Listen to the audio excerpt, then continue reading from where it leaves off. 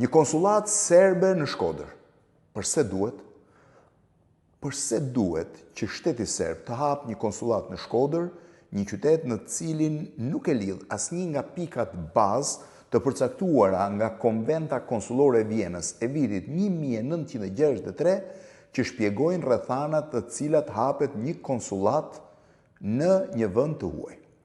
Po kjo është vetëm njëra nga arsyet. Janë të paktën 3 arsye që të shojnë të besosh që hapja i konsullate serbe në Shkodër është e patolerueshme dhe e papranueshme për momentin. Po i hyqën fillim, pak ditë më parë u dha lajmi se Shqipëria dhe Serbia ishin në një marrëveshje dypalshe për hapjen e 2 konsullatave në formë reciproke. Një konsullat serbe në Shkodër dhe një konsullat shqiptare në Luginën e Preshevës, Bujanovcit dhe Medvegjes. E para, po e nis nga kjo, reciprociteti midis këtyre 2 konsullatave është krejtësisht i papranueshëm. Pse e them këtë? Cilat janë kushtet, dhe por i kthehem mbrapsht, për hapjen e konsullate? Po referoj marrëveshjen e Vienës, konventën konsullore të Vienës vitit 1963. Në praktik, konsullata hapet zakonisht kur ekzistojnë të paktën 6 arsye ose njëra prej tyre.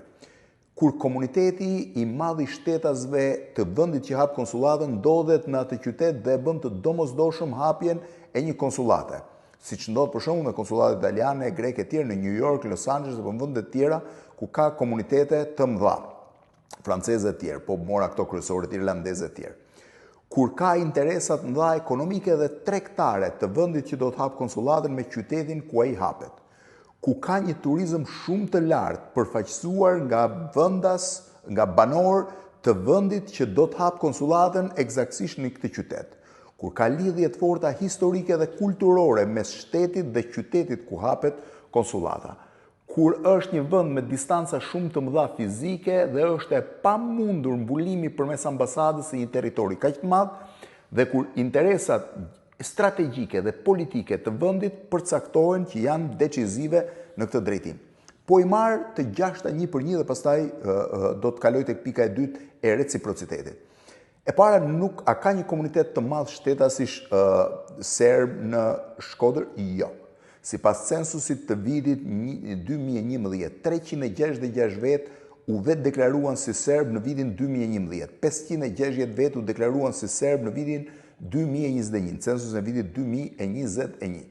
500 veta nuk janë komunitet dhe këtu bëhet fjalë në gjithë qarkun e Shkodrës, jo në qytetin e Shkodrës. Nuk mund të hapet një ambasadë për 500 vetë. Italia ka 3-4.000 vetë në Durrës dhe nuk ka konsullat.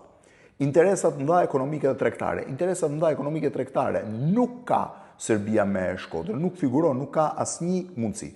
Turizëm i lartë, po, Serbia mund të hapte një konsullat ndoshta në jug të Shqipërisë, për arsye se gjatë sezonit veror ka qelluar që mjaft serb të vizitojnë zonën e Ksamilit, Sarandës dhe ndoshta ka nevojë për shërbime konsullore që nuk ju kryen dot ambasada në Tiranë.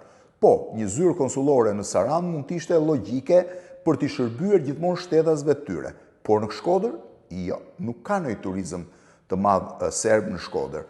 Distanca, lidhje historike dhe kulturore, unë nuk di asnjë lidhje historike dhe kulturore mes Shkodrës dhe Serbisë me përjashtim të faktit që një televizion serb 2 vjet më parë, siç më ka sjell dhe sot linkun, ka hedhur pretendime që Kalaja e Rozavës është serbe, që është një prej marrëzive më të mëdha, edhe nëse lexon Margarit Jursenarin e flet që bëhet fjalë për një Kalaja ndërtuar shekuj përpara se slavët të mbrinin në Ballkan.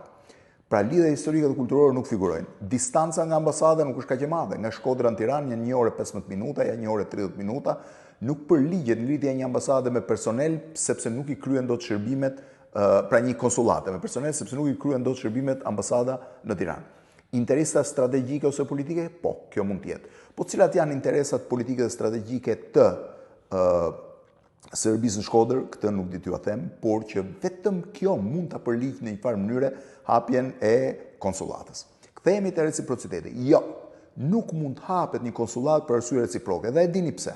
Sepse nëse në Shkodër janë të vetë deklaruar 560 vetë si serb, censusi gjithmonë i fundit po i referohem të dhënave publike, në zonën e Preshevës, Bujanovcit dhe Medvegjes janë të regjistruar sipas serbe 57.700 shqiptarë etnik. Ndërkohë që numri i tyre është mbi 80.000 absolutisht, por këto janë me numrat e reduktuara dhe thellë reduktuara që i jep Serbia.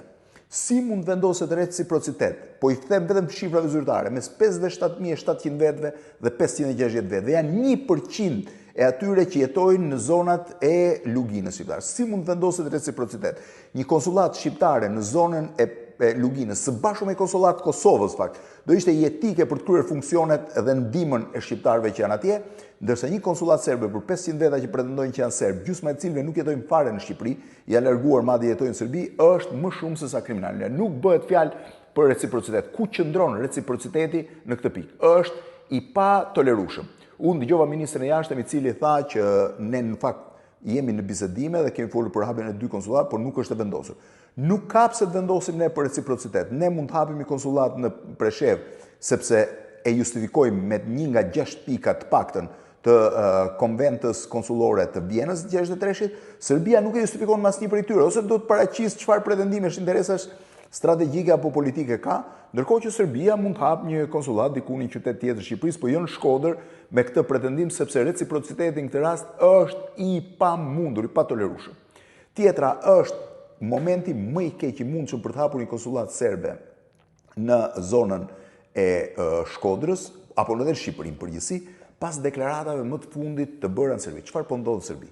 Në Serbi është rindezur një frym nacionaliste pro-genocidit të Slobodan Miloševićit, ardhur fillimisht nga Ministri e Pushtetit Lokal dhe Administratës Lokale, e cila i takon pikërisht partisë Miloševićit. Ju e kujtoni, Pauković më duket quaj, ju e kujtoni deklaratën e saj, që nëse unë do kisha qenë Miloševići, do e kisha bërë spastrimin etnik vitin 1998.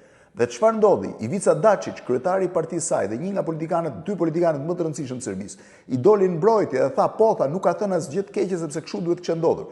Ivica Dačić është zëvendësi dhe njeriu që zëvendësoi Slobodan Miloševićin. Rikthimi i këtyre deklaratave ngjalli shqetësim Bashkimin Evropian. Carl Bildt, një njeri i cili nuk është quar ndonjëherë për pro-shqiptarizëm, deklaroi që Vučić duhet mbante qendrim sepse hijet e errta të shkuarës të krimeve në Ballkan, por i ktheheshin sërish në deklaratat e politikanëve serb. Tani në këtë klim të tillë, si mund të hapet një konsullat shqiptare në Shkodër? Ma thoni ju cila është logjika që në Shkodër sot të hapet një konsullat serbe, Ma thoni cila është logjika që të hapet një konsullat serbe në Shkodër, ndërkohë që konsullata shqiptare në Preshev duhet kondicionohet me këtë. Jo, absolutisht Shqipëria nuk mund t'i japi për një konsullat serbe mbi bazë reciprociteti, por mbi bazën e kushteve konkrete të përcaktuara në konventet ndërkombëtare. Po, do ketë konsullat aty ku ka kushte për të krijuar konsullat dhe jo aty ku krijohen kushte hipotetike për një konsullat mbështetur mbi prallat e të shkuarës. Unë mendoj që kjo është e thjeshtë. Nuk ka pse të ketë një konsullat serbe në Shkodër. Në mënyrë absolute, jo.